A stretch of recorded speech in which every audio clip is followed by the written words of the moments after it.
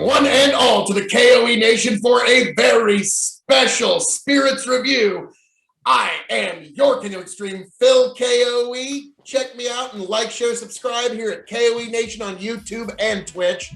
And I am joined by my indomitable broadcast partner, the one, the only, Tony G. Like, share, subscribe. So, folks, this is actually a first for the K.O.E. Nation.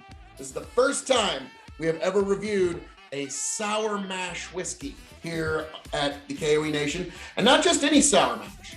This is a Geroge Dickel 9-year-old store pick for Spirit World in Omaha, Nebraska. So this is a very special, very interesting store pick. So we're going to have a couple of different ways of grading this, but folks, I am really glad to be getting into this.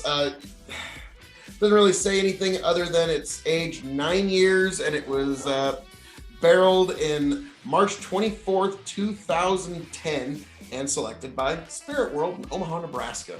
Yeah, Geroge Dickel is one of the famous makers of Tennessee whiskey, and so I figured we would give them their store pick a shot because I'm a sucker for store picks. And if you've seen the bourbon tournament, definitely check that out at K.O.E. Nation. You'd know why. 51.5 ABV and 103 proof. Nice, nice. So, George, now sour mash is a little bit different from standard bourbon in that at the end of one of the processes, they basically save the enzymes and a part of the mash that doesn't make its way into the bottle, and they use that for batches to come. And it's a way of kind of recycling. And so, let nothing go to waste. You know, hey, there's something to be said there. So I'm kind of curious about this. This is the first ever sour mash whiskey reviewed here at the K.O.E. Nation. So first, let's take a nose. Sharp. Yep. But not unpleasant at all. No, but I like the nose, but it's very sharp. It's reminiscent of bourbon with like an extra funk. Yeah. Like, I don't know how else to put it. Like, I could try to put it in some other terms, but it's, yeah. No, It's like bourbon with some extra funk to it. Yeah, I think that's nail on the head. I can't quite put it what it is, and that might be why it's called sour mash. Well, let's see, but... Not a candy, just... Kind of like a citrusy soda or a cola with like a fruit profile on it. And here's a weird smell that a lot of people aren't going to have a reference for. You might, but fresh cut wheat. Oh yeah, there you go. Absolutely. Like not grass, but fresh cut wheat. Yes. I agree. All yeah, right. we're both tied to agriculture in many ways, so yeah, we're gonna have some different nose frame of reference than most people. I'm ready. Yeah.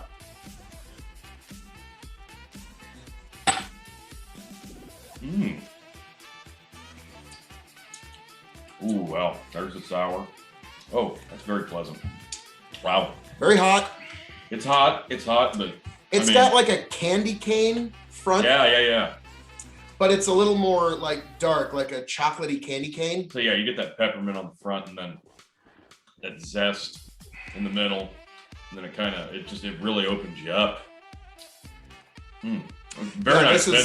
This is really good. I suspect this is right up your alley. Yeah, I'm a fan. Yeah. I am a fan. Got that mintiness that opens up your airwaves. I like that.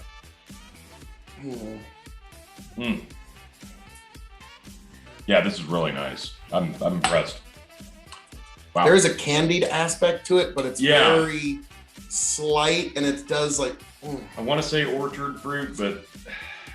That mint really kind of... And it's not just mint, it's peppermint. Specifically, yes. I like this a lot. I kind of figured you would, Tony. This is right up my alley. So to grade it as a sour mash would not be quite fair yet. I mean, we could. We'll add it. But 5. keep in mind that our grading isn't going to be exactly fair because we don't have a lot of experience in sour mash versus 5. bourbons. 5. Okay, I'll go with 4 as a sour mash. All right. Actually, there's a couple extra ones. Now, Geroge Dickel, Tony, is made in Tennessee. Yep. So as a Tennessee whiskey, how would you rate this? Oh, man. On a scale of 1 to 5 stars as a Tennessee bourbon? Whiskey. Let's see. I'm going to go... Well, no, this is a sour mash made in Tennessee, Tony. So as a Tennessee whiskey. I heard you. I'm going to go 4.5. This is heavy hitter for that category. I was about to say, for the Tennessee whiskey category, which includes some pretty heavy hitters like Geroge Dickel, for example, Uncle Nearest, Jack Daniels. That's right. There was another one. Yeah. Yeah, I'm sure. Yeah, I'm sure you might have heard of Jack Daniels. You might have heard of him. This one, like you said, is a very, very heavy hitter. Mm-hmm. In that slim category of Tennessee whiskeys, nice. I like this. I would have to give this 4.5 because it is that good. Now we move on to some more familiar categories, and we have whiskey in the whole wide world of sports. This is now putting it up against bourbons, up against Canadian whiskeys, Japanese whiskeys, Scotch whiskeys, Irish whiskeys. I mean, take your pick. I'm gonna stick with 4 because it's only 9 years, but it's 9 years, and this is fantastic. The proof is perfect for it, I think. The profile is interesting, it's unique, and it's impressing me. I'm loving this. You and I are going to disagree a little bit. I'm going to give this 3.5. Okay. It's good. It would be very tough to cocktail with it. This is a sipping whiskey. I don't even know if I'd put this on the rocks. Honestly, I don't think I would. I wouldn't dilute this. I like it the way it is. Which means it has a limited engagement, That's if fair. you will. And so I'm going to give that 3.5. Now, as a cask-aged spirit, this is putting it up against Armagnacs, cognacs, all the brandies, reposado tequilas, anything you can think of, including whiskeys, that has been aged in a cask. 3.5. 3.5. It is 9 years old. Excellent stuff. Can you imagine this being 12 or 14? Wow. Now, I wonder if sour mash suffers from the same issue that bourbon has, in that after so long it just becomes an oak bomb. I think 10 to 12 would probably be my limit on this. I wouldn't go much higher than that. But yeah, that'd be an amazing pick. This is. I'm gonna have to agree, but I'm gonna agree at 3.5 as a cask aged. There you go. Now, a couple of interesting questions. We've got shelving and then the secret question. So, in terms of shelving, Tony G, Geroge Dickel, 9-year, store pick. Where would you put this, in your top, middle, or bottom shelf? It's tough not to put it at the top, but I would probably say middle with a chance to go to the top. Yeah, for me, I was not sure what to expect when I was walking into Sour Mash. I just know that Spirit World always has some pretty neat store picks, so they're always worth picking up.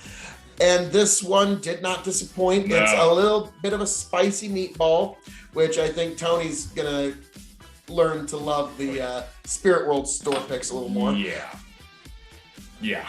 I would, also definitively put this on my middle shelf. It's just not top for me, but it's definitely not bottom shelf. No, but and this is right in my wheelhouse.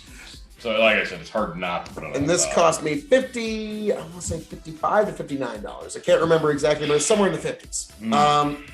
Now, when this bottle runs empty, Tony, or if you see this bottle for $59, if we were to go back to Spirits World sometime in the next couple of weeks, would you replace this bottle? If I go into Spirit World at any time in the future, I'm probably going to first look to see if they have this, because if they did, I'd probably pick up a bottle of this. This is really, really nice. It's right up my alley. Yeah, and I think the price is actually a fair one. Some store picks, you're going to pay $60, $70. Yes. Or more. And so I cannot really argue with this. And if I walked into the Spirit World and they had this, I'd get myself another bottle. But the problem is their store picks go awful quick, and they usually have new ones.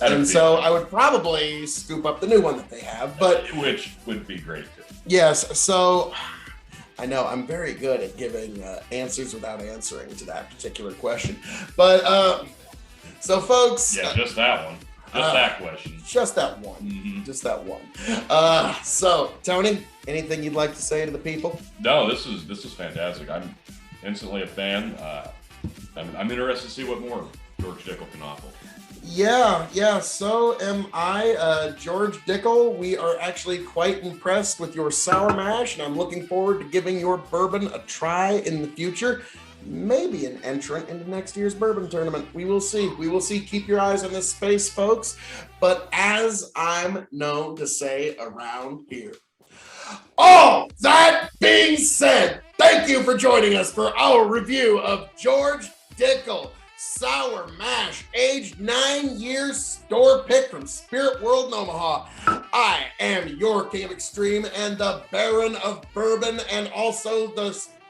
Gosh, I'll have to come up. I was thinking maybe Sultan of Sour Mash. We'll come up with something. We'll have something amazing, folks, for the next Sour Mash video. And I am your King of Extreme, Phil K.O.E, signing off and handing it off to my indomitable broadcast partner, Tony G.